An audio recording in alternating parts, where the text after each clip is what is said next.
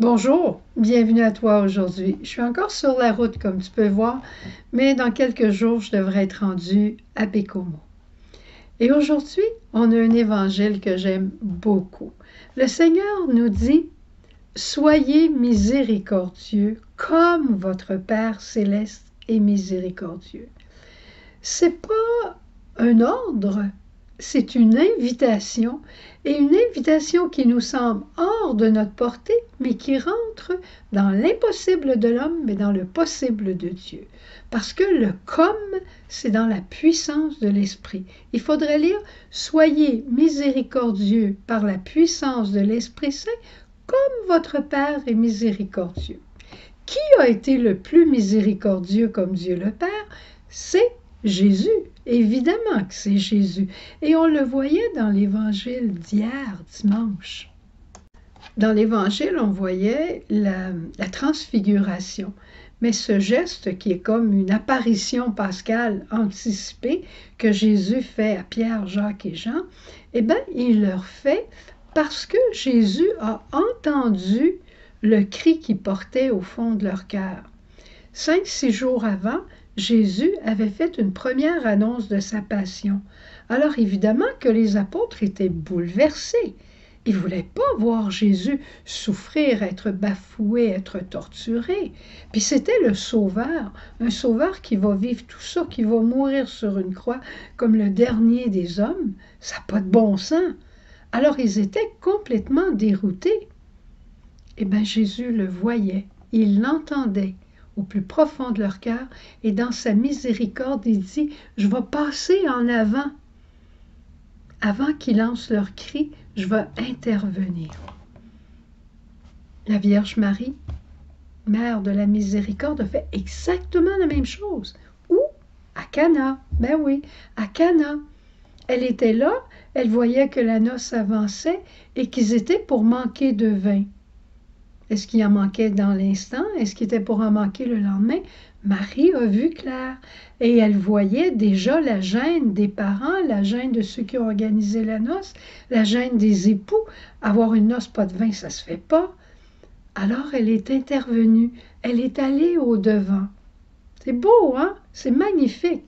Dernièrement, j'ai eu la joie d'habiter avec des sœurs grises dont Marguerite Diouville est la fondatrice. Et j'ai lu un livre qui m'a passionnée. Je ne vous dirai pas le titre parce que c'est un livre qui n'existe à peu près plus. Alors, je ne veux pas vous en donner le goût, mais je vous en parlerai souvent au cours des prochains jours. Je suis certaine de ça. On disait, Marguerite Diouville entendait le cri des pauvres à l'intérieur d'elle-même. Et ça ne venait pas d'un cri qui avait les lancé à l'extérieur. C'était un cri qu'elle entendait dans son propre cœur. Et je me disais, il fallait que son cœur soit vide d'elle-même, il fallait qu'elle soit pauvre elle-même pour entendre le cri des pauvres.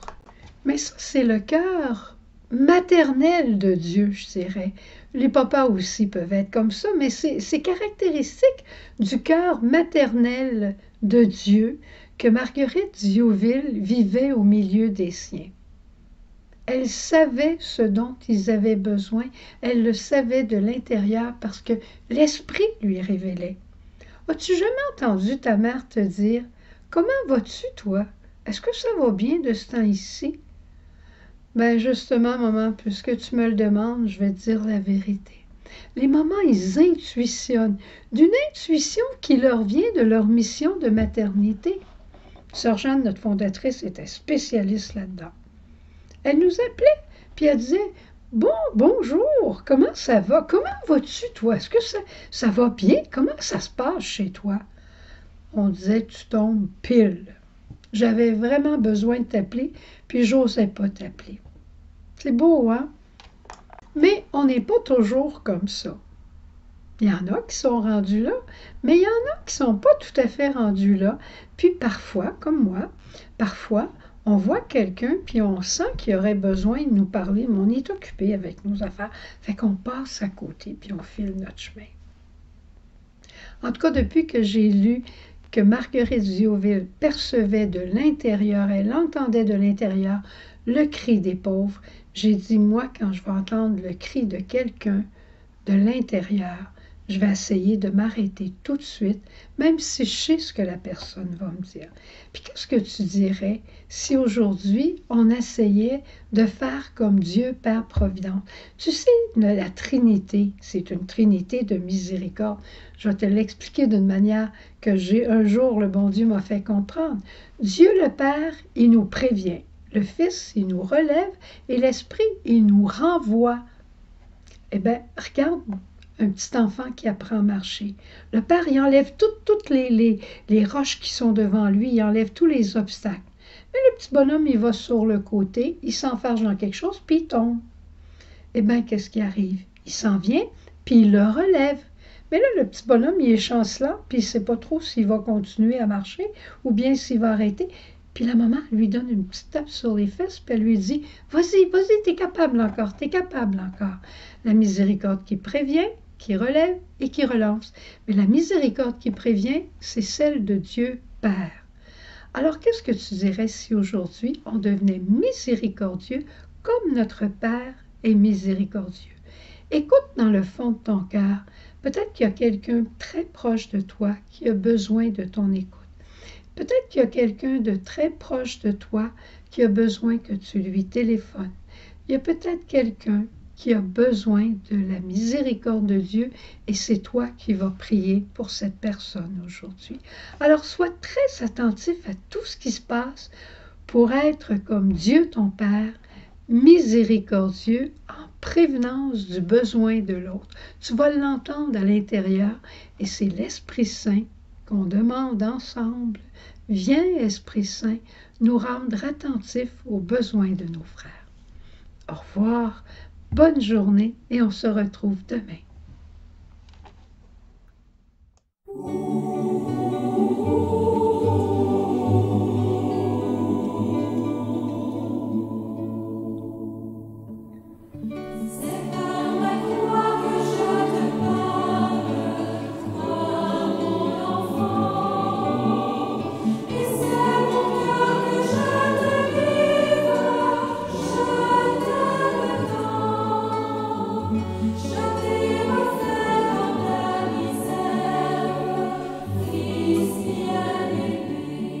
Prier le chemin de croix est une merveilleuse contemplation de l'histoire du salut.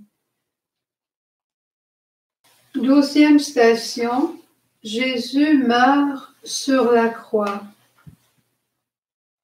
Nous t'adorons, Jésus, et nous te bénissons, parce que tu as racheté le monde par ta sainte croix.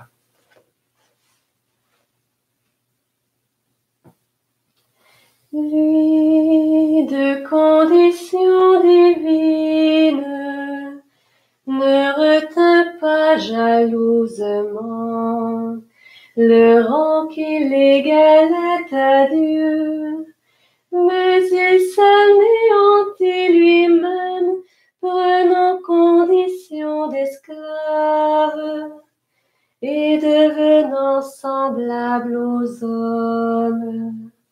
S'étant comporté comme un homme, il s'humilia plus encore, obéissant jusqu'à la mort, et à la mort sur une croix.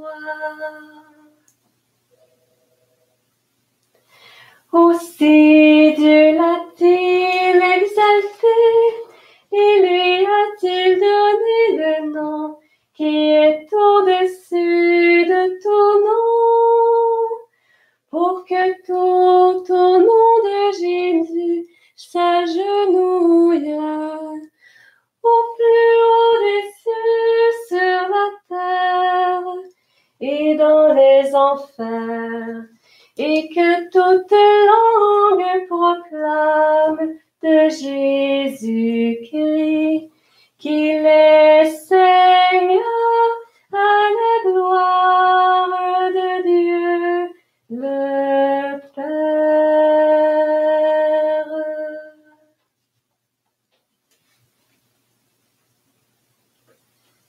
Jésus, ton obéissance filiale t'a conduit en toute liberté au sommet de l'amour. Fort de ton esprit, jailli de ton cœur ouvert, en Marie, me voici. J'entre dans la voie royale de l'abandon. J'entre dans la voie royale de ton abandon, et je n'ai plus peur de mes lendemains. Je n'ai plus peur en toi, Jésus. Gloire au Père, au Fils et au Saint-Esprit, Ô Dieu qui est, qui était et qui vient, pour les siècles des siècles. Amen.